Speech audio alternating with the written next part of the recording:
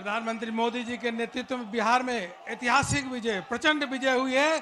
प्रधानमंत्री जी का अभिनंदन करेंगे। नरेंद्र मोदी, नरेंद्र मोदी, नरेंद्र मोदी।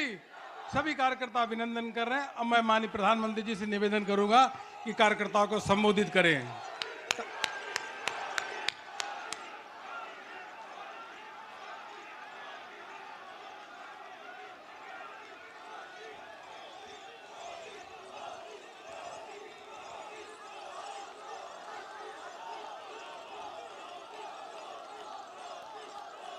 भारत माता की, भारत माता की, भारत माता की। भारतीय जनता पार्टी के राष्ट्रीय अध्यक्ष जेपी नड्डा जी, राजनाथ सिंह जी, अमित भाई, अन्य सभी वरिष्ठ महानुभाव और देश के कोने कोने में टेक्नोलॉजी के माध्यम से हमारे साथ जुड़े हुए सभी देश प्रेमी नागरिक, भारतीय जनता पार्टी के कार्यकर्ता और यहां उत्साह और उमंग से भरे हुए आप सभी साथियों,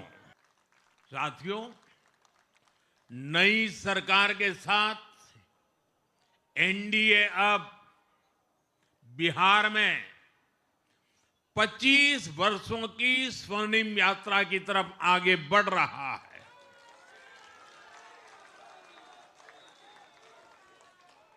बिहार ने ये सुनिश्चित किया है, बिहार की महान भूमि पर फिर कभी जंगल राज की वापसी नहीं होने वाली है। आज की ये जीत बिहार की उन माताओं, बहनों और बेटियों की है जिन्होंने सालों तक आरजेडी के शासन में जंगल राज का आतंक झेला है। ये जीत बिहार के उस नौजवान की है जिसके भविष्य को कांग्रेस और लाल झंडे वालों के आतंक के कारण बर्बाद किया गया। आज वो रेड कॉरिडोर, आतंक के वो दिन इतिहास बन गए हैं। बिहार विकास के रास्ते पर आगे बढ़ रहा है और अब ये यात्रा रुकने वाली नहीं है। साथियों, आज के ये परिणाम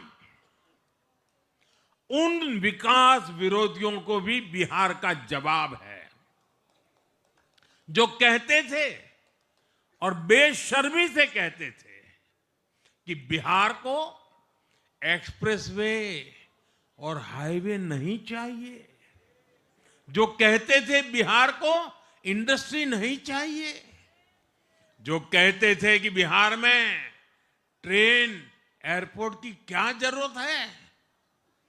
आज के ये परिणाम वंशवाद की राजनीति के खिलाफ विकासवाद की राजनीति को दिया जनादेश है।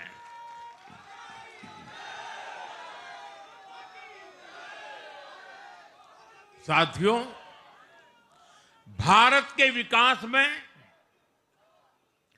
बिहार के लोगों की बहुत बड़ी भूमिका रही है, लेकिन जिन लोगों ने दशकों तक देश पर शासन किया, उन लोगों ने हमेशा बिहार की एक झूठी छवि बनाई। इन लोगों ने बिहार को बदनाम किया। इन लोगों ने न बिहार के गौरवशाली अतीत का सम्मान किया, न बिहार की परंपरा और संस्कृति का आदर किया और न यहां के लोगों की इज्जत की। आप खुद सोचिए, जो लोग छठ पूजा को ड्रामा कह सकते हैं, वो बिहार की परंपरा का कितना सम्मान करते होंगे।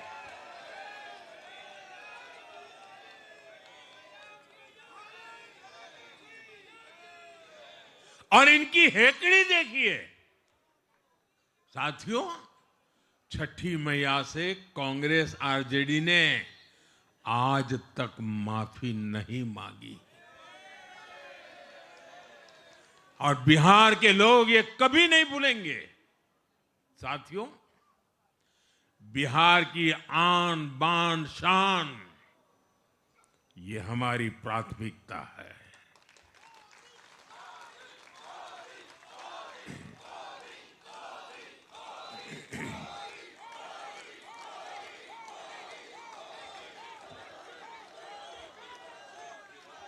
हमारी सरकार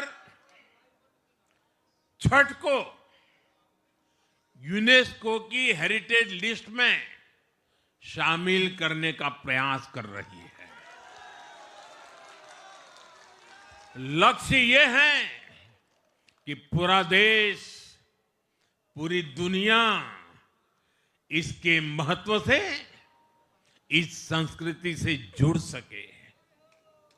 आपने भी इस बार देखा है कि जब इस बार छठ पूजा के दौरान रेलवे स्टेशनों पर छठी मैया के गीत गूंजे तो हर कोई इस पावन पर्व में सम्मिलित होता दिखा। साथियों, पिछले वर्ष देश के लोगों ने लगातार तीसरी बार एनडीए को अपना जनादेश दिया था। 60 वर्षों बाद ऐसा अवसर आया जब किसी को लगातार तीसरी बार सत्ता में आने का अवसर मिला। ये देश के विश्वास का, देशवासियों के आशीर्वाद का परिणाम था। और लोकसभा चुनाव के बाद देश के कई राज्यों में भी हमें विधानसभा चुनावों में प्रचंड बहुमत के साथ जीत मिली। जिस हरियाणा की धरती ने जय जवान जय किसान की भावना को आगे बढ़ाया, उस हरियाणा ने हमें लगातार तीसरी बार सेवा का अवसर दिया। छत्रपति शिवाजी महाराज, बाबा साहब आंबेडकर और वीर सावरकर की पुण्यभूमि महाराष्ट्र में हमें प्रचंड जीत मिली। लगातार तीसरी बार महाराष्ट्र ने हमें विजयी बनाया। हम 25 वर्षों के बाद देश की राजधानी में बहुमत से जीते और आज बिहार में जहां इतनी बड़ी जनसंख्या ग्रामीण हिस्सों में बसती है, हम वहां इतनी बड़ी संख्या में जीत कर आए हैं। साथियों, देश के हर हिस्से में, हर परंपरा में लोग एनडीए को एक विश्वास और उम्मीद के साथ देख रहे हैं।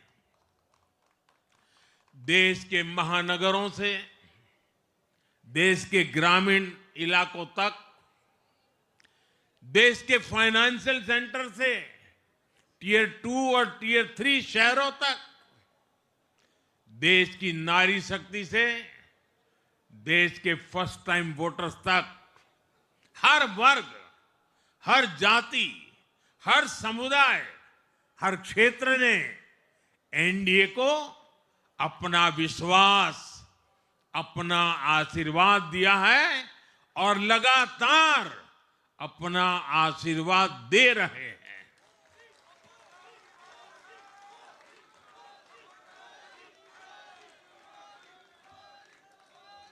साथियों, भाजपा की एनडीए की सरकारों को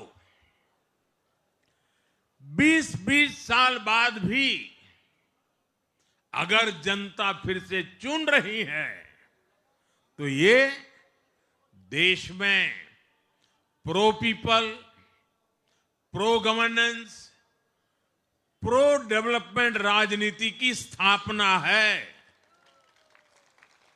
ये भारत की राजनीति का नया आधार है और इसी pro people, pro governance, pro development आधार पर चलते हुए हम बिहार को विकसित बनाएंगे, देश को विकसित बनाएंगे। साथियों, जिस पार्टी ने दशकों तक देश पर राज किया, उस पर देश की जनता का विश्वास लगातार घट रहा है। कांग्रेस देश के अनेक राज्यों में सालों से सत्ता से बाहर है। बिहार में 35 साल, गुजरात में 30 साल, यूपी में भी करीब करीब 4 दशक और पश्चिम बंगाल में करीब 5 दशक से कांग्रेस की सरकार लौटी नहीं है। साथियों, पिछले 3 लोकसभा चुनावों में कांग्रेस 3 अंकों की संख्या तक पहुंच नहीं पाई है। 2024 के लोकसभा चुनाव के बाद, मैं 24 के बाद की बात कर रहा हूं,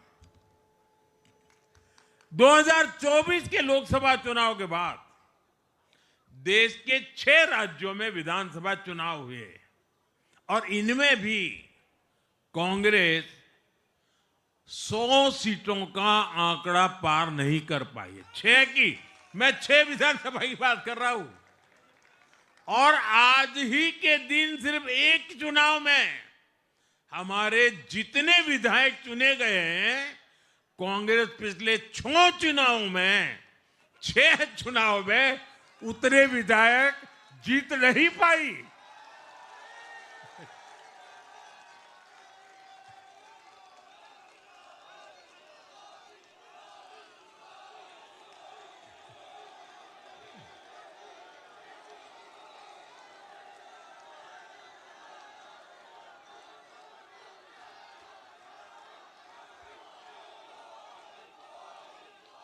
अब आप सोचिए, आज एक चुनाव में हमें जितनी सीटें मिली हैं, 6 विधानसभा चुनाव जो अभी लोकसभा के बाद गए, उतनी सीटें उससे भी हम लोग ज्यादा इस बार लेके आए।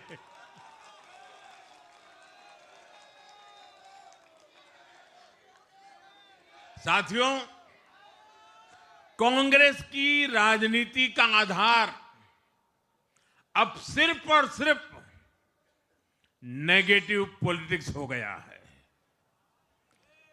कभी चौकीदार चोर है का नारा, संसद का समय बर्बाद करना, हर इंस्टीट्यूशन को अटैक करना, कभी ईवीएम पर सवाल, कभी चुनाव आयोग को गाली, कभी वोट चोरी का मनगढ़ंत झूठा आरोप, जाति और धर्म के आधार पर लोगों को बांटना, देश के बजाय देश के दुश्मनों के एजेंडे को आगे लाना। कांग्रेस के पास देश के लिए कोई पॉजिटिव विजन नहीं है। सच्चाई यह है कि आज कांग्रेस, और मैं बहुत गंभीरता के साथ कहता हूं, आज कांग्रेस मुस्लिम लीगी माओवादी कांग्रेस यानी एमएमसी बन गई है।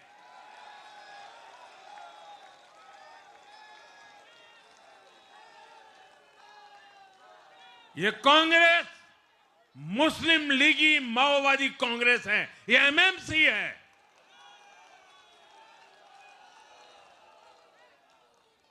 और कांग्रेस का पूरा एजेंडा अब इसी पर चलता है और इसलिए अब कांग्रेस के भीतर भी एक अलग धड़ा पैदा हो रहा है जो इस नेगेटिव पॉलिटिक्स से असहज है। ये जो कांग्रेस के नामदार हैं, ये जिस रास्ते पर कांग्रेस को लेकर चल रहे हैं, इसके प्रति घोर निराशा, घोर नाराजगी अंदर ही अंदर पनप रही है। और मुझे तो आशंका है, हो सकता है कि आगे कांग्रेस का एक और बड़ा विभाजन हो। और साथियों, कांग्रेस के जो सहयोगी दल हैं वो भी समझने लगे हैं कि कांग्रेस अपनी नेगेटिव पॉलिटिक्स में सबको एक साथ डुबो रही है। और आपको याद होगा, इसीलिए ही तो मैंने बिहार चुनाव के दौरान भी कहा था कि कांग्रेस के नामदार तालाब में डुबकी लगाकर बिहार चुनाव में खुद डूबने और दूसरों को डुबेने की प्रैक्टिस कर रहे हैं।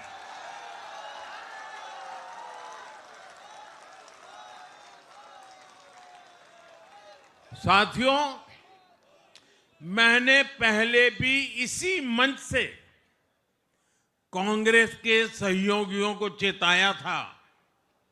मैंने कहा था कि कांग्रेस एक लायबिलिटी है, कांग्रेस एक ऐसी परजीवी है जो अपने सहयोगियों के वोट बैंक को निगलकर अपनी वापसी करना चाहती है। इसलिए कांग्रेस से सावधान रहने की जरूरत उसके सहयोगियों को भी है। आज बिहार में आरजेडी को सांप सूंघा हुआ है और जैसे मैंने बिहार चुनाव के समय कहा था, बहुत जल्द दोनों का झगड़ा अब खुलकर सामने आने वाला है। साथियों, आज की ये विजय एक नई यात्रा की शुरुआत है।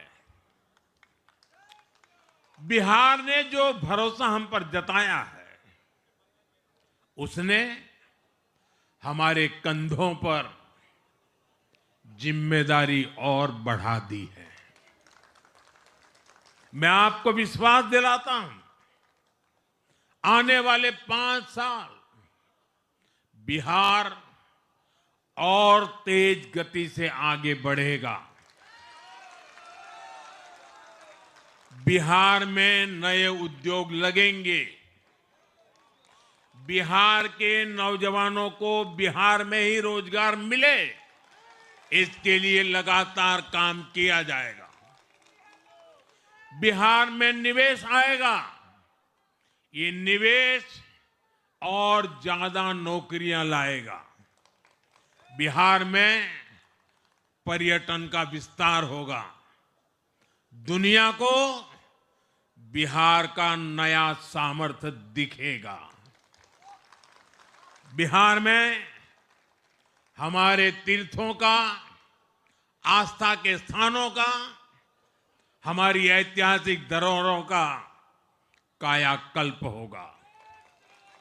साथियों, मैं आज देश और दुनिया भर के निवेशकों से भी कहूंगा कि बिहार आपके स्वागत के लिए तैयार है। मैं देश और दुनिया में बसी बिहार की संतानों से भी कहूंगा कि बिहार में निवेश करने का सबसे उपयुक्त समय है।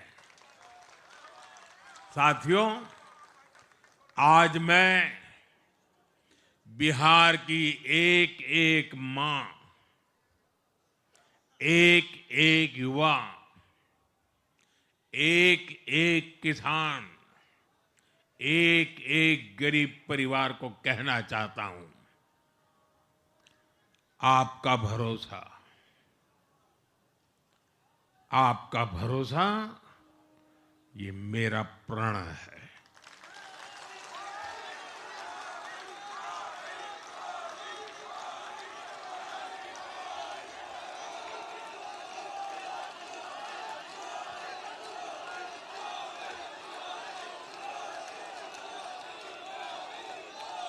और मैं कहता हूं कि आपकी आशा मेरा संकल्प है।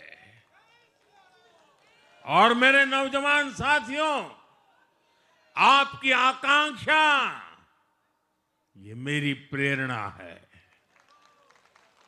हम मिलकर एक ऐसा बिहार बनाएंगे जो समृद्ध होगा, विकसित होगा। साथियों, भाजपा की ताकत भाजपा का कार्यकर्ता है। जब भाजपा का कर्मठ कार्यकर्ता कुछ ठान लेता है तो कोई भी लक्ष्य असंभव नहीं रह जाता।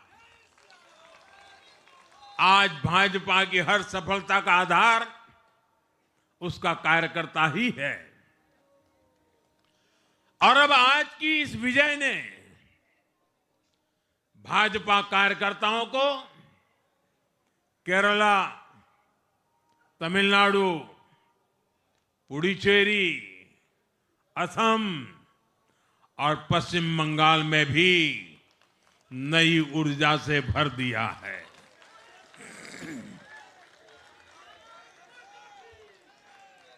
और हां, गंगा जी यहां बिहार से बहते हुए ही बंगाल तक पहुंचती है।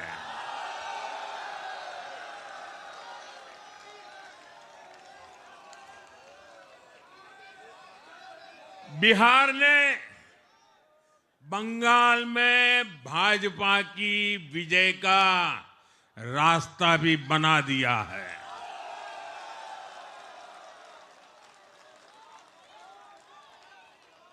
मैं बंगाल के भाइयों बहनों को भी आश्वस्त करता हूं, अब भाजपा आपके साथ मिलकर पश्चिम बंगाल से भी जंगल राज को उखाड़ फेंकेगी।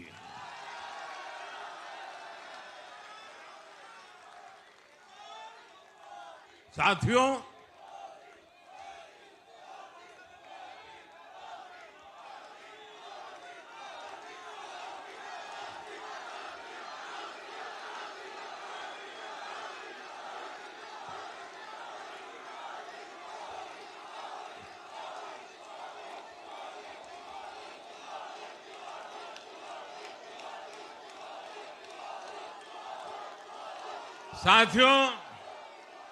मैं एक बार फिर बिहार के हर मतदाता का आभार व्यक्त करता हूं।